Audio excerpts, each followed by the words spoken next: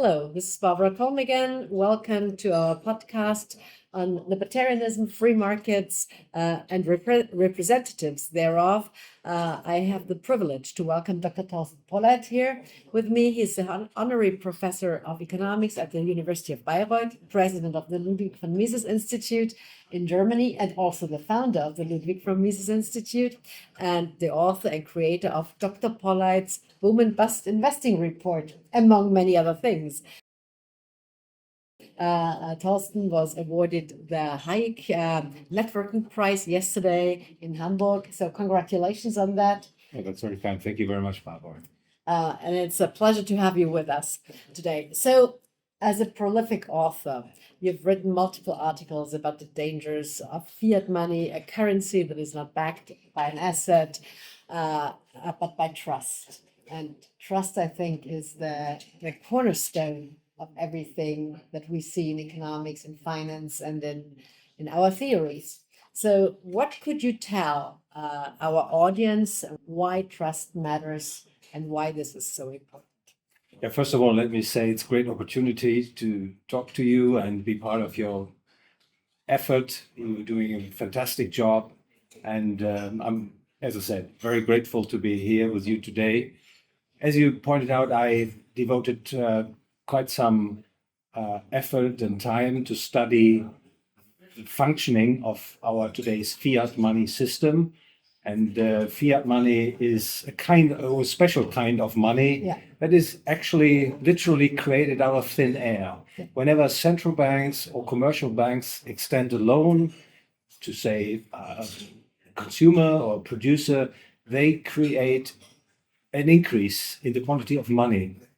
And this type of money has various economic and ethical consequences, which were studied in depth by many economists who stand in the tradition of the so-called Austrian School of Economics. Mises, Hayek. Ludwig von Mises and Friedrich August von Hayek. The economic and ethical consequences I just referred to are basically bad for the economy as a whole, but also for people. Fiat money is inflationary. That means it loses its purchasing power over time. It leads to a redistribution of income and wealth among people, which is not related to their market activity. It makes the economies run into ever greater amounts of debt. It causes boom and bust cycles. Which were actually created, or the theory thereof was created by Hayek and Mises with the business cycle theory. Absolutely. Back then in the 1920s. Absolutely. And I would say it's still relevant. It's still, it's a time-tested theory. And so it's important to be aware of these theoretical works when you look into the world and try to make sense of the fiat money system. You referred, and very correctly so, it's based on trust or confidence. I'm sometimes inclined to say it's based on, it's actually a fake. It's not what people think it is. And I think it's very important to educate people about the bad consequences of fiat money and to pave the way towards a better kind of money. And as I said, this is why I try to understand and learn more about the fiat money system. Wonderful. So how do your students react to that once you explain? That's a very interesting question. I have to say that many students these days have some knowledge about the Austrian School of Economics. And I think this is because the latest series of crises made people aware that something is terribly wrong with our monetary system. And the books of Hayek, and in particular Mises, are available on the internet. And so many students have had the opportunity to start reading it, getting into touch with basic concepts as put forward by the Austrians. And so I would say, in general, it's people have a great interest in all these theories, and is in particular applying that to the analysis of the current state of affairs. Do you think we will see the times of a sound money system again? Oh yes, Barbara, I'm quite optimistic. Well, as Austrians, we have to be optimistic. Absolutely. I mean, if you look at human history, there is progress, there is improvement.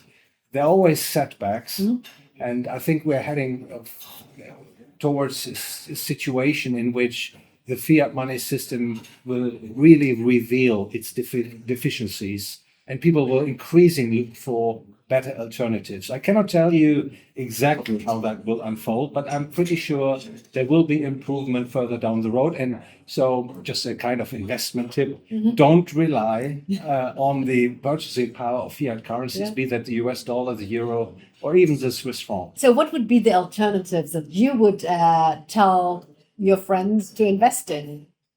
Yeah, first of all, let me say I'm very much in favor of Hayek's idea opening up a free market in money, so that you and I, competing currencies. absolutely, that free choice, that you have the opportunity to select the kind of money you prefer to deal with. And the same should apply to me. And Hayek put out in the 1970s this idea, and I think this is really the way forward. Yep. When it comes to more technical issues, I think a precious metal-based digitized payment system would be the optimal solution. So I'm more in the precious metal space than in the crypto space at this juncture. Which, is something very solid, and it's hands-on, and it has been functioning over centuries. Oh yes, I think it's fair to say that gold is mankind's ultimate means of payment. It has ever been, and I think it hasn't lost its function in this regard. Glamorous. Absolutely. That's also why probably central banks still keep so much gold. Tons Well, of Barbara, gold. you are much more an expert in this field. But as you know, monetary history shows that money originated from the spontaneous actions of men in the free market.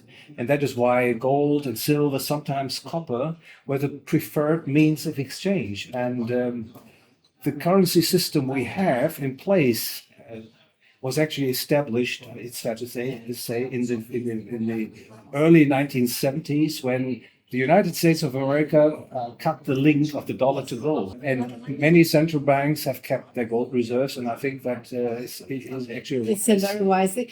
As a matter of fact, the Chinese have built up their... Oh yes, many central banks around the world, especially we should say the non-Western central banks, are building up their reserves in gold. They try to reduce their dollar holding, but also the holdings of euro and other Western currencies. Let's switch gears for a second, because I know you're an expert on monetary policy and monetary theory. So what is your take on CBDCs? Well, Central bank digital currencies. I think it's a terrible idea, and I'm completely against it.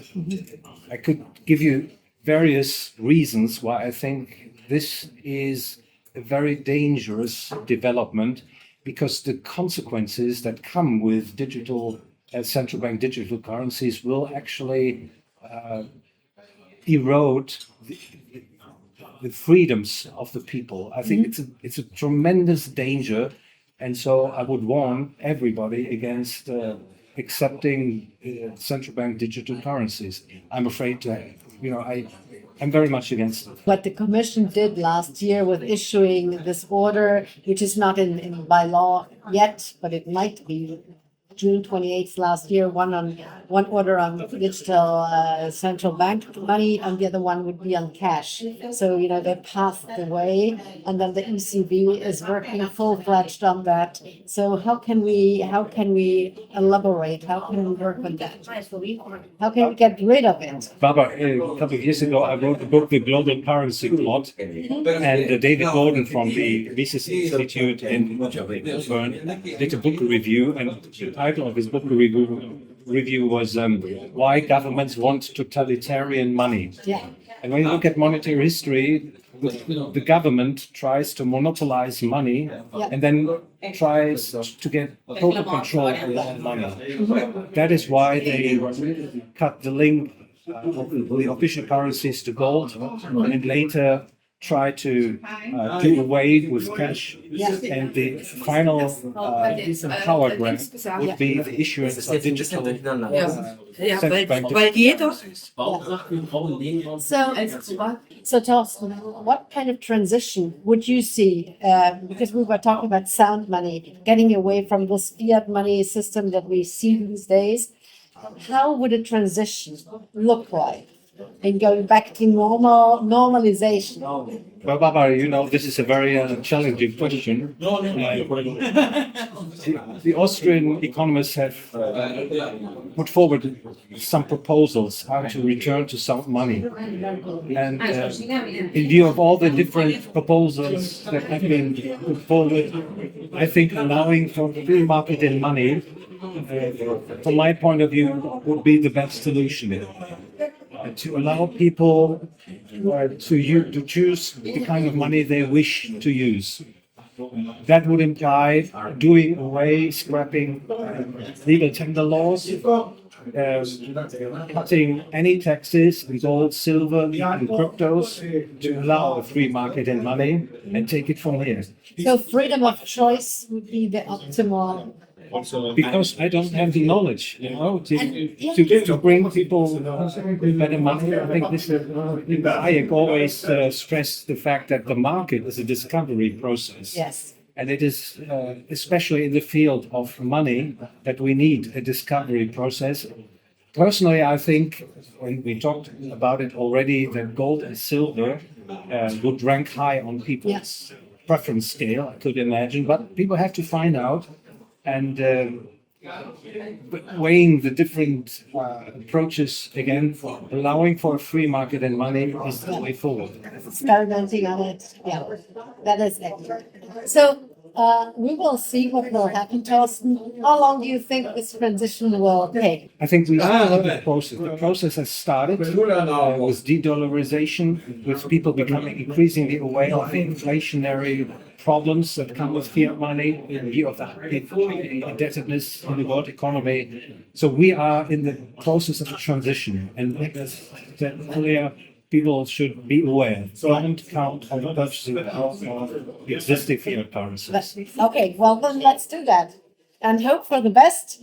As Austrians, we believe in solutions and opportunities. Absolutely. And looking forward to having our next conversation. Well, first of all, thank you very much for being part of your great effort. You're doing fantastic work. Well, we hope to have you finally at the Free Market Roadshow as a speaker. Yeah, absolutely. Thorsten, thank you for joining. And once again, congratulations on the recent award. And there will be, I'm sure, many more. Thank you very much. You're very generous. Thank you.